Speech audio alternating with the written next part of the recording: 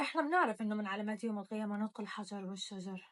أظن إنه هلأ صار مفهوم ليش بينطق الحجر والشجر، وليش هاي من علامات يوم القيامة، وخصوصا بعد المحرقة اللي صارت امبارح لرفح، واللي راح ضحيتها حوالي 45 شهيد وعشرات المصابين، واللي قطعت فيها رؤوس الأطفال وبتر فيها أطراف المصابين، والعالم برضو ساكت ومتخاذل ولا الهوى.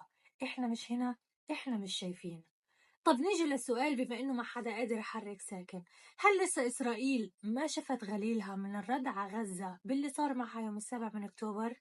هل هتطلع الأمم المتحدة تدين مجزرة إسرائيل لحرق النازحين وقطع رؤوس الأطفال زي ما عملت قبل هيك مع غزة؟